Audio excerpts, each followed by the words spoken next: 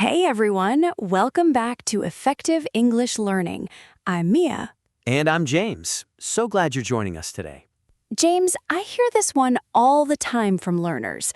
I'd love to practice speaking, but I don't have anyone to practice with. Sound familiar?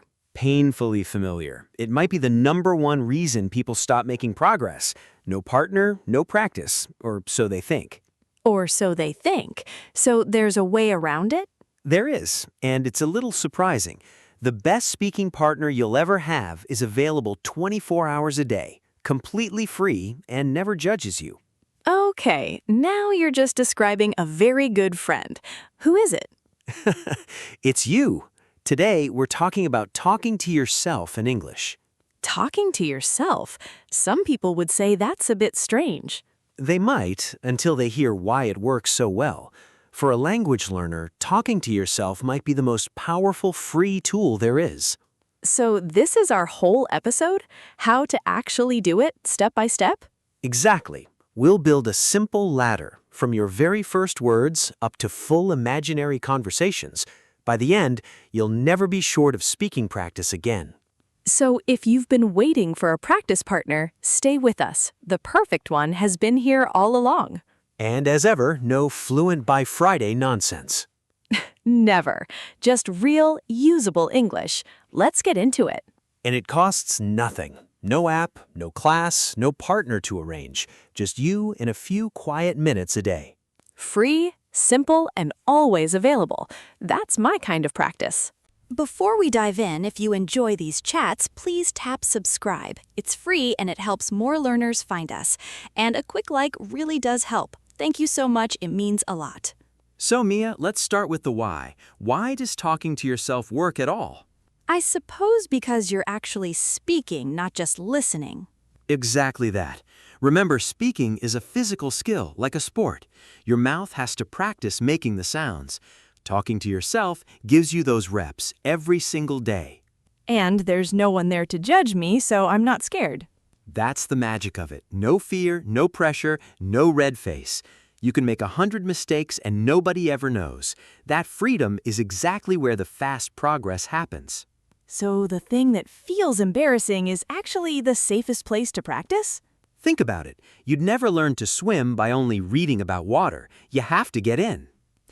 And talking to myself is jumping in without anyone watching me splash. Beautifully put. And there's a phrase for saying your thoughts as they come, to think out loud. To think out loud. So just speaking my thoughts instead of keeping them inside? Exactly. Instead of thinking silently, you let the thoughts out in English. Where did I put my keys? Ah, there they are. That's thinking out loud. And that turns quiet little moments into practice sessions. Waiting for the kettle, walking to the shop, folding the laundry. Every one becomes a tiny lesson. So the boring moments become the useful ones. That's a lovely swap. All day long. And here's the best part. It slowly moves words from your passive memory into your active memory. The words you say become the words you can actually use. So the more I think out loud, the more those words are ready when I really need them? That's the whole idea in one sentence. So even a few minutes here and there really adds up? Enormously. 5 quiet minutes a day is over half an hour a week of pure speaking, more than most learners ever get. It's the little and often that makes it stick. Okay, let's be honest about the big barrier. It feels silly. What if someone hears me? The #1 worry, always. So let's take the fear away. First, start in private. The shower, your bedroom, the kitchen, the car. Nobody's listening. So I choose a moment when I'm completely alone. Exactly. And if you're out in public, you can speak very quietly, almost silently. There's a lovely phrase for that, under your breath. Under your breath. So speaking so softly that other people can't really hear? Exactly. You mutter it under your breath. Your lips still move, your mouth still practices, but it's just for you. So I could practice on a busy train and nobody would even notice? And even just moving your lips silently helps. Your mouth still learns the shapes of the words. So silent mouthing counts too. That's perfect for the shy moments.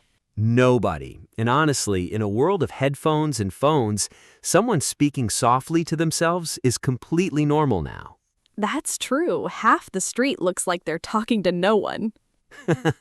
So you'll fit right in. And here's a gentle nudge. You just have to have a go. Have a go. That sounds British. Is there an American version? Good ear. Have a go is very British. It means give it a try. In American English, you'd more likely say give it a shot or give it a try. Same friendly meaning.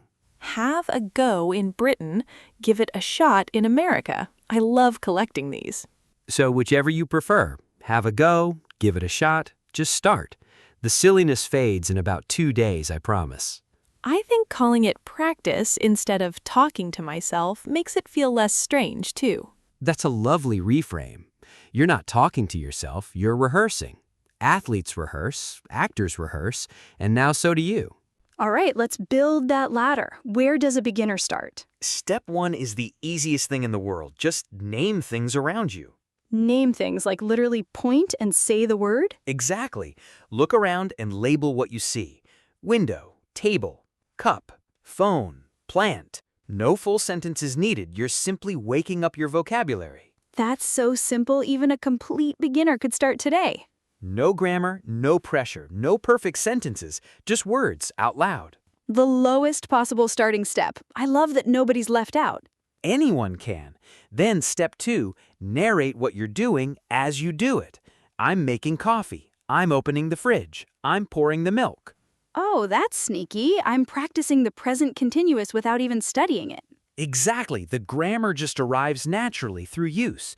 You're not memorizing a rule, you're living it. It's a bit like being your own sports commentator, isn't it? That's the perfect image. Commentate your life. She picks up the mug. She takes a sip. Delicious. It's fun and it's brilliant practice. I'm gonna narrate making breakfast like it's a championship final. Do it. And there's a phrase for practicing something by going over it, to run through it. To run through it, so to go over something step by step? Exactly.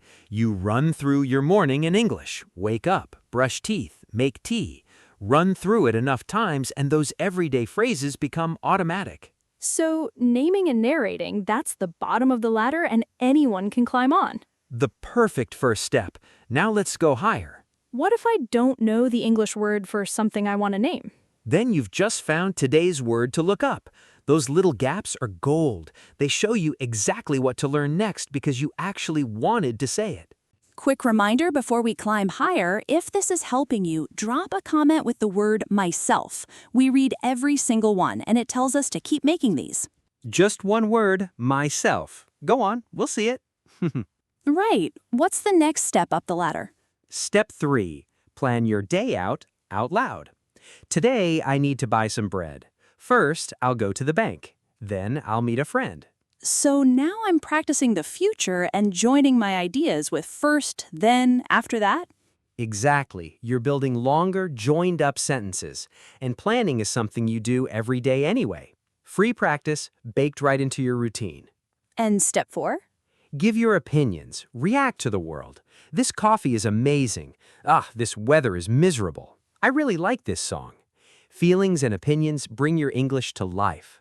So I'm not just describing things, I'm actually expressing myself now.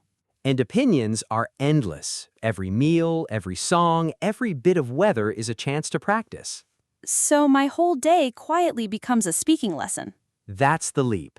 Opinions are where you start to sound like you, not a textbook. And this is where real conversations begin, because conversations are mostly opinions and reactions. So by talking to myself, I'm quietly rehearsing for talking to others. Every single time. And here's a tip to push yourself. After an opinion, ask why out loud, and then answer it. Ask myself why. So I love this cafe, and then... Because it's quiet and the coffee is strong. Now you're giving reasons, and giving reasons is a huge step towards fluency. And giving reasons must help in real conversations when people ask why. Hugely.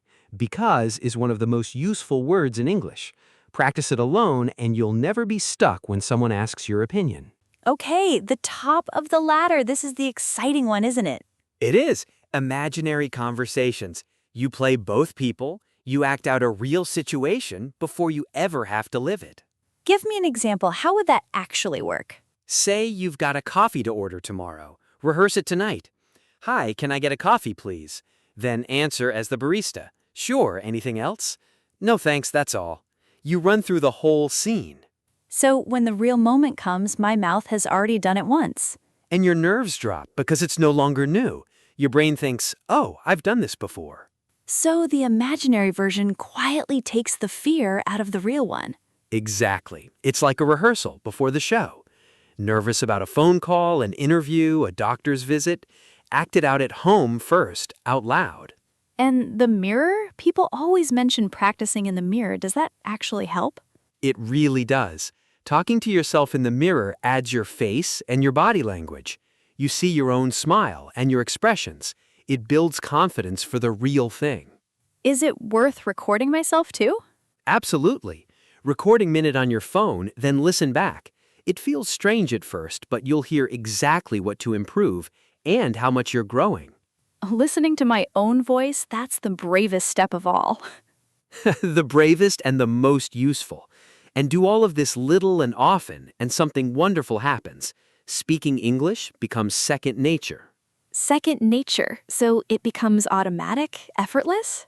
Exactly. Something you do without thinking, like tying your shoes.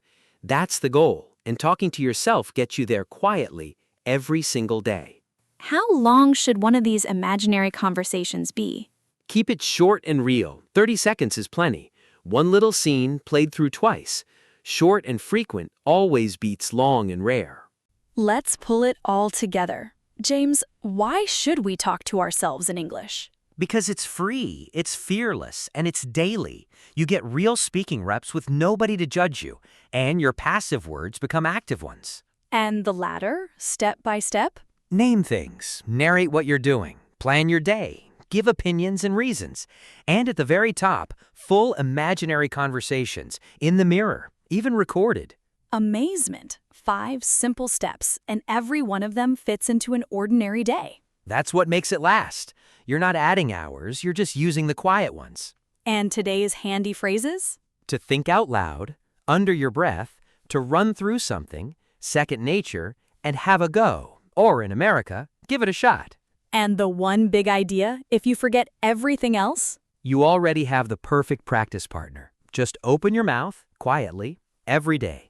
Talk to yourself today, and let it slowly become second nature. And please don't wait until your English is good enough. Talking to yourself is how it gets good in the first place. So the beginner and the advanced learner both start the same way, by opening their mouth. Before we go, here's our question for you, and we really do read the comments. Here it is. Right now, narrate what you're doing out loud in English. Just one sentence. Then tell us what you said down in the comments.